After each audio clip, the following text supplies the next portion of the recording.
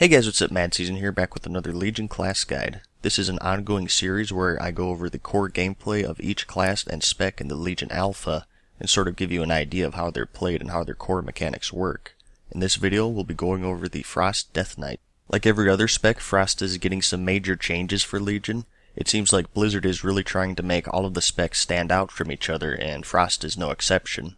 If you saw my Unholy preview already, you'll know that that spec has a very heavy focus on undead minions and diseases.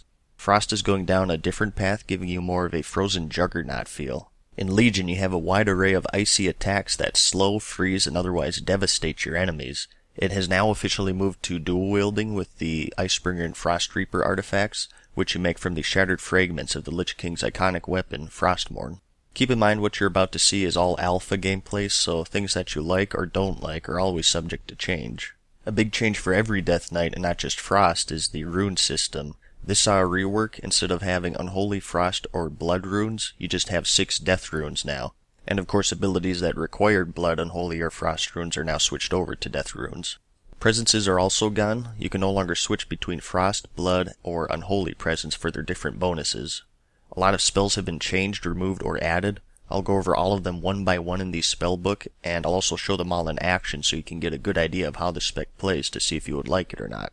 I'll sort of go over these in order of importance, putting a higher priority on the bread and butter abilities that make up the core of the Frost spec, and at the end of the video, I'll show you some real fights and narrate them a bit so you can see how all of it comes together.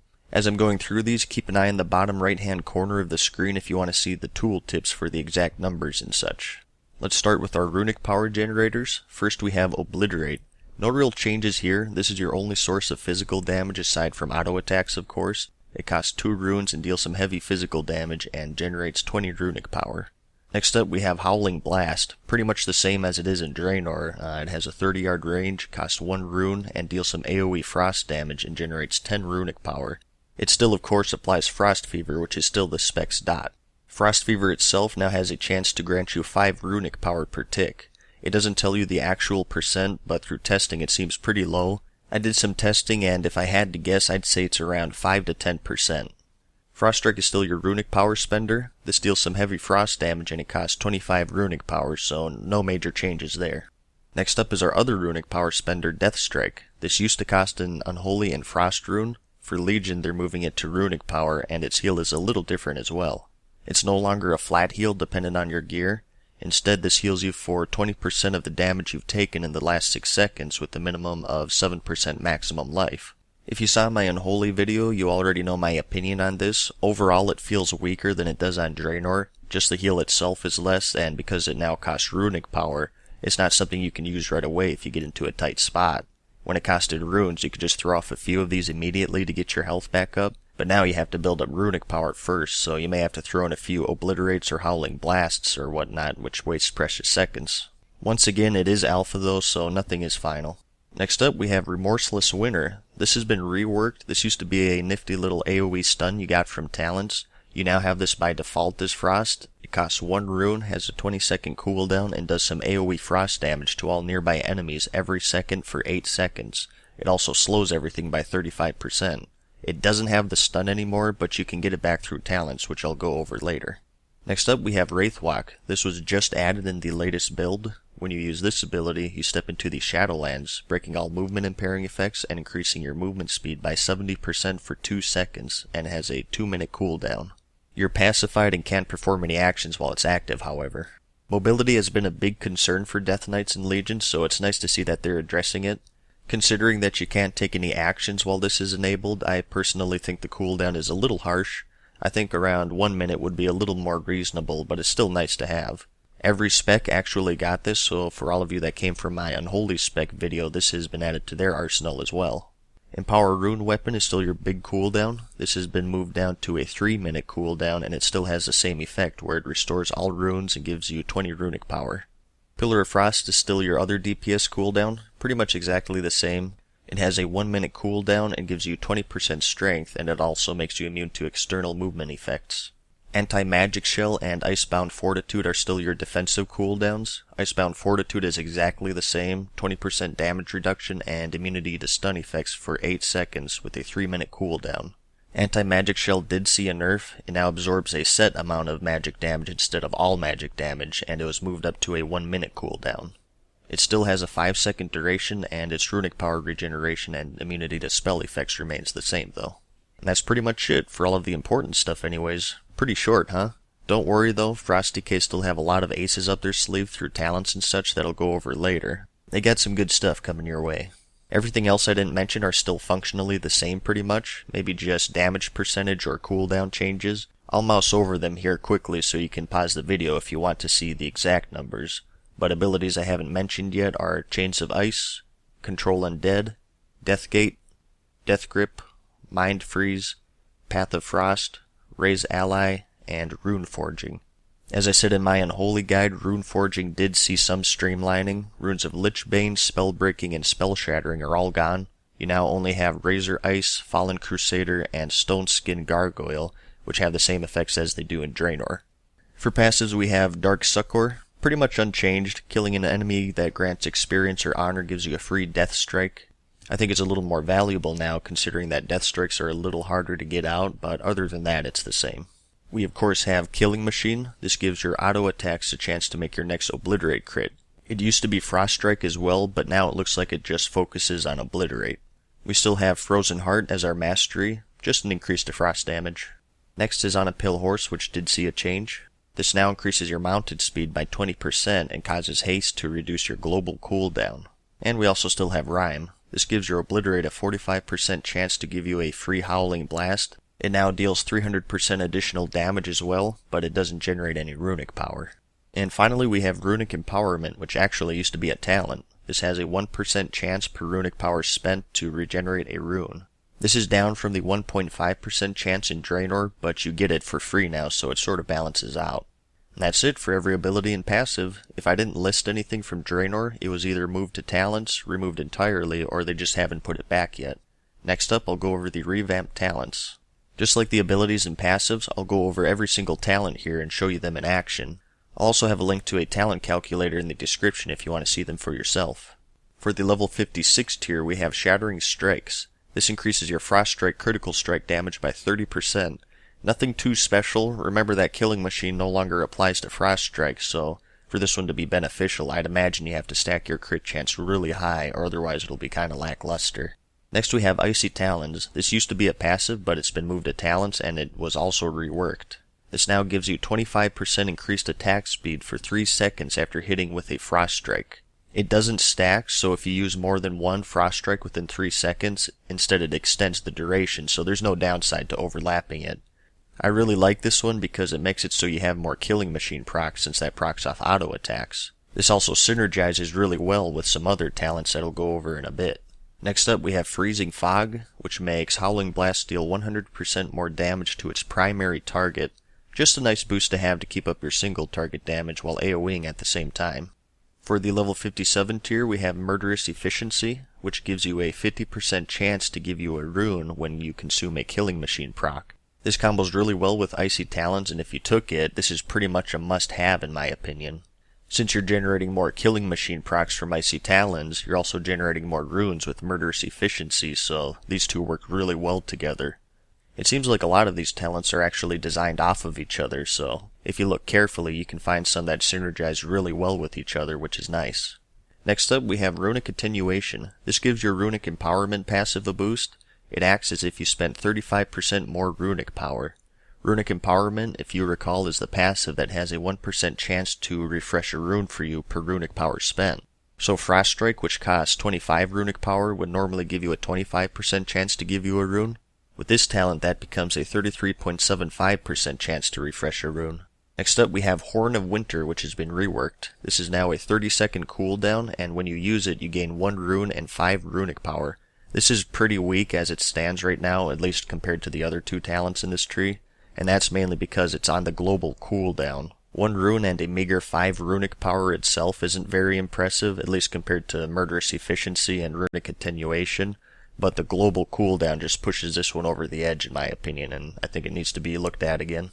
For the level 58 tier we have Ice Cap, which makes your critical strikes have a chance to extend the duration of Pillar of Frost by 1 second. Once again, another talent that meshes well with Icy Talents and Murderous Efficiency. Icy Talons helps this by increasing your attack speed, which may result in more crits, and it also gives you more Killing Machine procs, which of course makes your Obliterate an auto-crit. Combining this with the Rune Regeneration of Murderous Efficiency makes this another really good combo, and I think if you were to take any 3 of those talents, you would have to take them all because they just synergize so well with each other. Next up, we have Hungering Rune Weapon. This replaces your Empower Rune Weapon and gives you 1 rune and 5 runic power every 1.5 seconds for 9 seconds while keeping the same 3-minute cooldown. So in total this gives you 6 runes and 30 runic power over 9 seconds, comparing this to Empower Rune Weapon which gives you at most 6 runes and 25 runic power. So this just gives them to you over time instead of instantly, which I can see being useful. Sometimes when you use Empower Rune Weapon you may not get the full benefit out of it if you don't have every rune on cooldown, so it has its uses I guess. And lastly we have Avalanche, which makes your Pillar of Frost deal some AoE damage every 2 seconds while it's active. Pillar of Frost has a duration of 20 seconds, so this will tick 10 times for a total of 11,420 damage at this level. So just a boost to AoE. I can see this having its place in certain fights, but for this tree I personally prefer Ice Cap because of that synergy I mentioned earlier. For the level 60 tier we have Abomination's Might. This one is a little odd as of this alpha build. This one reads, drive lesser enemies into the ground, stunning them for 2 seconds. Other players are dazed for 5 seconds instead. This sort of reads off as an ability, but as you can see it's a passive. It's not too descriptive, but I did some testing and it looks like it only procs off of Obliterate. And the stun has diminishing returns of course. I'm sure they'll be updating this tooltip because it's really poorly explained as it stands. It's an interesting talent, certainly useful in PvP if you want to keep a slow up without burning a rune on Chains of Ice, and it's useful in PvE to sort of serve as an interrupt between mind freezes while doing some heavy damage at the same time. Next up we have Blinding Sleet. This is a 1-minute cooldown spell that blinds all enemies in a cone in front of you for 4 seconds. It has the same animation of Cone of Cold as you can see here, and it's sort of similar to Frost Nova in the sense that damage may break the effect. Next up we have Winter is Coming. When you have this one, enemies struck 5 times by Remorseless Winter are stunned for 4 seconds while you have Pillar of Frost active. So this is how you get that stun back for Remorseless Winter like I said earlier. This is another talent that synergizes well with Ice Cap since it extends your Pillar of Frost when you crit. Remorseless Winter itself, as you may recall, costs 1 rune and has a 20-second cooldown, so taking this talent along with Ice Cap allows you to get at least 2 4-second AoE stuns off during 1 Pillar of Frost, which is really good. This is personally my favorite talent for the level 60 tier for both PvE and PvP, but that's just me. I could know nothing. For the level 75 tier we have Volatile Shielding. This makes your anti-magic shell absorb 30% more damage, and it also deals the damage absorbed divided between all nearby enemies. However, the runic power generation is reduced. This passive just screams PvE. I don't think it'll be too useful in PvP because anti-magic shell is obviously very noticeable. When most people see that you use it, they're not going to hit you with magic because it'll just get absorbed and feed your runic power. Even still, you have to be in melee range for the reflect, so that just limits it even more. Combining that with the nerfed runic power generation just kills it PvP-wise in my opinion, but I can see it being useful for PvE since obviously NPCs aren't very bright and they'll just keep hitting you with magic even when you have it up. Next up is Permafrost. When you deal damage with auto attacks, you gain an absorb shield equal to 30% of the damage dealt. Once again, another talent that meshes really well with Icy Talons. This is kind of nice to have. It gives you some survivability that was taken away with the Death Strike change. And it's something that happens passively, which is always nice. And lastly, for the level 75 tier, we have White Walker. Lots of Game of Thrones references, which is kind of funny. For this one, when you enter or leave Wraithwalk, all nearby enemies are slowed by 50% for 3 seconds. It says 0 seconds, but that's just a tooltip error. It's a pretty niche talent. Once again, it seems aimed for PvP mainly. As it stands right now, I personally think it's a little weak due to Wraithwalk's 2-minute cooldown. For this whole tier, I think I would go for Permafrost myself. For the level 90 tier, we have Frost Scythe, and this one is really cool. This gives you another attack in your arsenal. It costs 1 rune, has an 8-yard range, and a 6-second cooldown. This deals some pretty good frost damage in a cleaving motion to all enemies in front of you, and it also benefits from Killing Machine. I love the animation on this. You actually pull out a scythe. Here it is slowed down a little bit. This is really strong right now, and I personally think it'll be nerfed because it only costs 1 rune, but its damage is still really good.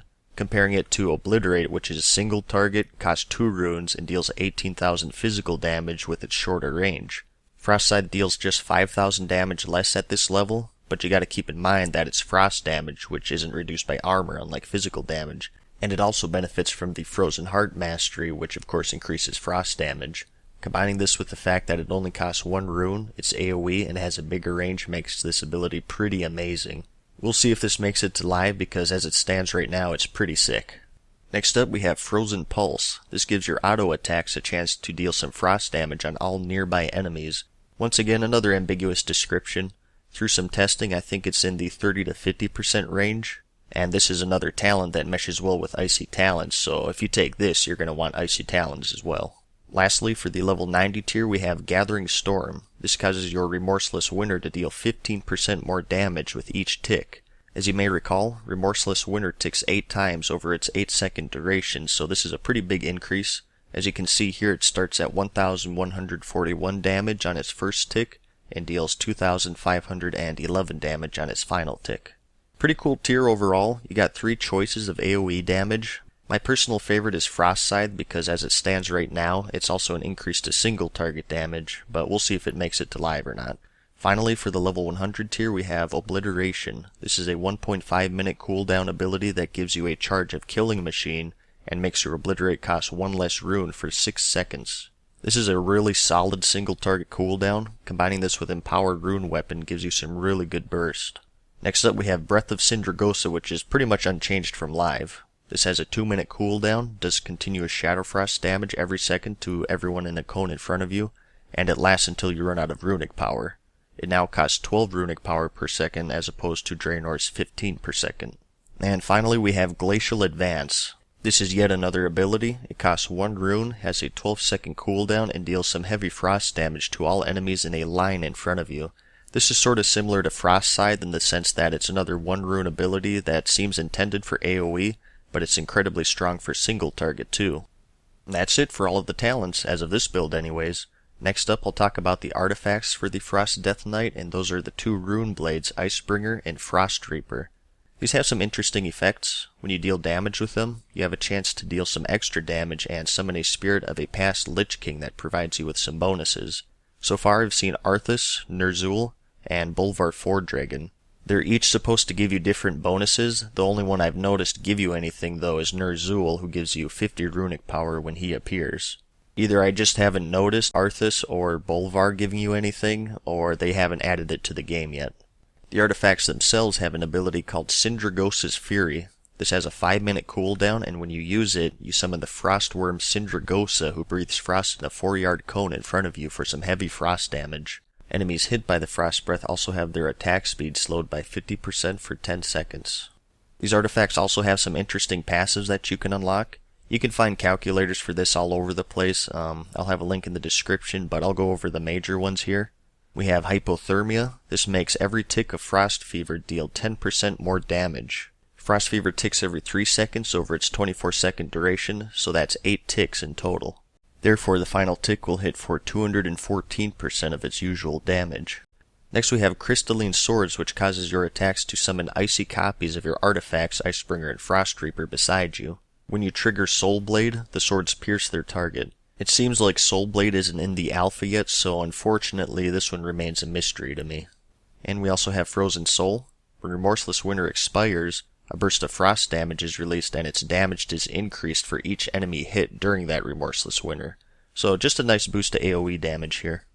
And finally we have Frozen Core. For this one, when Pillar of Frost is active, enemies that attack you are ensnared by chains of ice. This meshes really well with the Ice Cap talent, which I think is already really good, so this one is great to have. The rest of these are pretty generic, some interesting stuff, but mainly just percentage increase to abilities and such. I'll mouse over these quickly and you can pause the video if you want to read them. And like I said, I'll have a link to that calculator in the description if you want to check them out. You don't have to choose between any of these traits. You'll be able to get them all eventually. You just need to get enough artifact power, which you'll get by questing, PvPing, raiding, and so on. And that's it for all of the abilities, talents, and artifact traits, at least for this alpha build anyways. I'm sure they'll add more or change some stuff later on, but that's okay because the purpose of this video is just to give you a basic idea of how the spec is played, and that's something that's very unlikely to change as they update the game. Now let's put this all together. The only way to get an idea of how the spec is played is to see it in action, so I'll show you some basic fights and narrate them a bit. Here are some single target fights. For these I have both Frost Scythe and Glacial Advance as talents. I try to use these on cooldown, and when Killing Machine procs, I try to use it on Frost Scythe rather than Obliterate if I can due to its frost damage. Other than that, it's what you would expect as a Frost Death Knight. It's just a matter of keeping up with your Rhyme procs and managing your runes and runic power, so you're not sitting on too many active runes and you're not capping out on runic power. I think the rotation is more fun than it is on Draenor if you take Frost Scythe and Glacial Advance as your talents to mix it up a bit. On Draenor, it's mainly just a mix of Howling Blast, Frost Strike, and some Obliterates here and there with some other cooldowns thrown in, so having more abilities to change it up is always a good thing.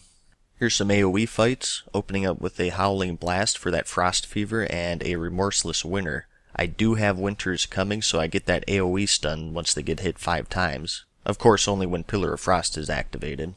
Other than that, just try to use Frost Scythe and Glacial Advance on cooldown and try to position your enemies correctly so you make sure you hit everything with those. I try to throw out Howling Blasts while everything else is on cooldown and just try to avoid capping out on runic power if I can.